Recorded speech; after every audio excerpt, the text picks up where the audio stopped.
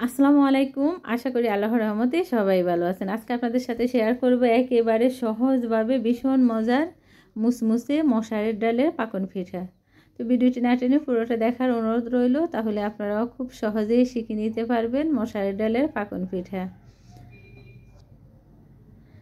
তা আমি এখানে 1 কাপ মশারের ডাল 1 ঘন্টার জন্য ভিজিয়ে রেখেছি। ভিজিয়ে রেখে তারপরে ভালো করে ধুয়ে নিয়েছি। আমি প্রেসার কুকারে সিদ্ধ করে নিব ডাল, আপনারা চাইলে পাতিলেও সিদ্ধ করে নিতে পারেন। তো আমি ডালের মধ্যে 1 কাপ পানি দিয়েছি। ডালের পরিমাণ যদি বেশি হয় তাহলে আপনারা পানির পরিমাণও একটু বাড়িয়ে দিবেন। দিয়ে দিয়েছি স্বাদ মতো লবণ। তা আমি ঢাকনাটা বন্ধ করে 2 ডাক দিলে চুলা বন্ধ করে দিয়েছি। বন্ধ করে আমি পাতিলে ঢেলে নিয়েছি। এখন আমি এই ডালগুলো ঘুটে নিব। আপনারা চাইলে ব্লেন্ডারও করে নিতে পারেন। তা আমি ঘুটে নিয়েছি। দিয়ে দিছি আরও 1/2 কাপ পানি। ডালের মধ্যে বলক আসা পর্যন্ত আমরা অপেক্ষা করব। তো বলক আসার পরে এখন আমি দিয়ে দিব এখানে চালের গুঁড়া।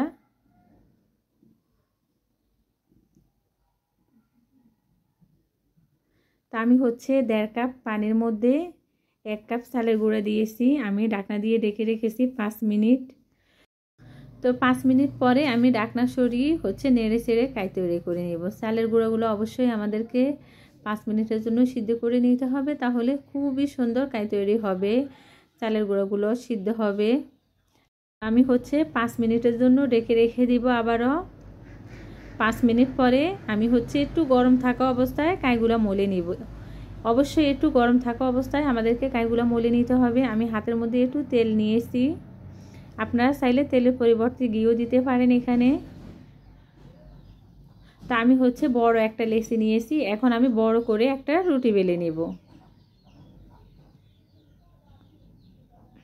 তা আমি পিঁড়িতে একটু তেল দিয়ে দিচ্ছি।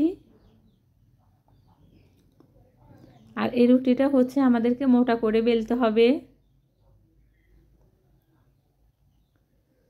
আমি একটা স্টিলের গ্লাস দিয়ে কেটে নিচ্ছি। এভাবে ছোট ছোট রুটি করে আমি কেটে নিব। আপনারা চাইলে ছোট ছোট রুটি করেও নিতে পারেন, কিন্তু আমার কাছে মনে হয় বড় একটা রুটি বেলে এভাবে ছোট ছোট রুটি কেটে নিলে অনেক তাড়াতাড়ি হয়। তা আমি অনেকগুলা রুটি কেটে নিয়েছি। আমাদেরকে লাগবে একটা বোতলের সাবা আর একটা টুথপিক। এই কাজটা আপনারা দেখিয়ে বুঝে নেবেন। দেখেন কতটা সহজ, আর একেবারে অল্প সময়ের মধ্যে অনেকগুলো পিঠা তৈরি করা যায়। আমরা শুধু একটু উঠিয়ে নিব। আমি টুথপিক দিয়ে আমার দিকে উঠিয়ে নিচ্ছি, তাহলে খুব সুন্দর একটা পিঠার ডিজাইন হয়ে যাবে।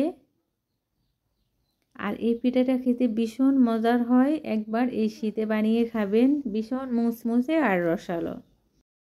তো আমি আরও একটা পিঠা আপনাদেরকে দেখিয়ে দিচ্ছি বানিয়ে।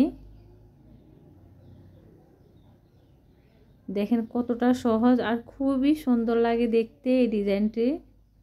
যে কেউ একবার দেখলে করে নিতে পারবে।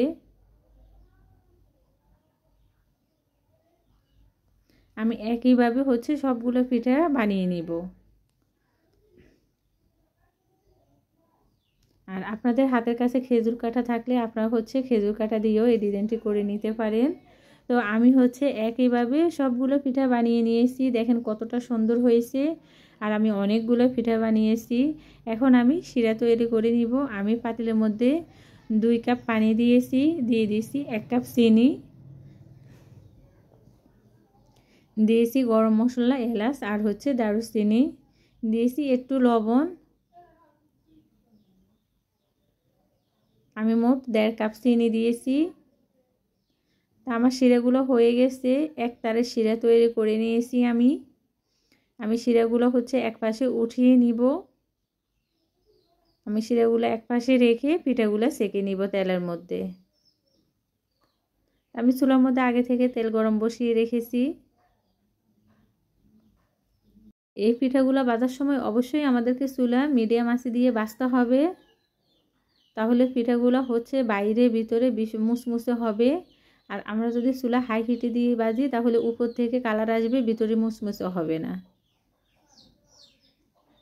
তো আমি চুলা মিডিয়াম আঁচে দিয়ে হচ্ছে পিঠাগুলো উল্টিয়ে পাল্টিয়ে ভেজে নেব।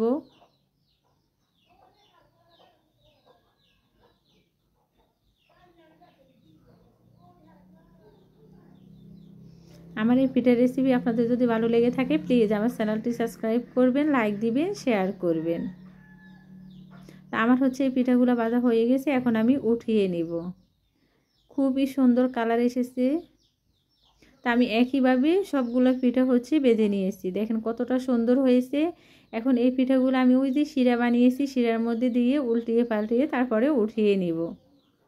এই পিঠাগুলো হচ্ছে শিরাতে ভিজিয়ে রাখতে হয় না, উল্টিয়ে পাল্টিয়ে উঠিয়ে নিলেই হয়। তা আমি শিরা থেকে পিঠাগুলো উঠিয়ে নিয়েছি, দেখেন কতটা মুসমুসে হয়েছে আর দেখতে কতটা সুন্দর হয়েছে, মাশাআল্লাহ, খেতেও ভীষণ ভালো হয়েছে।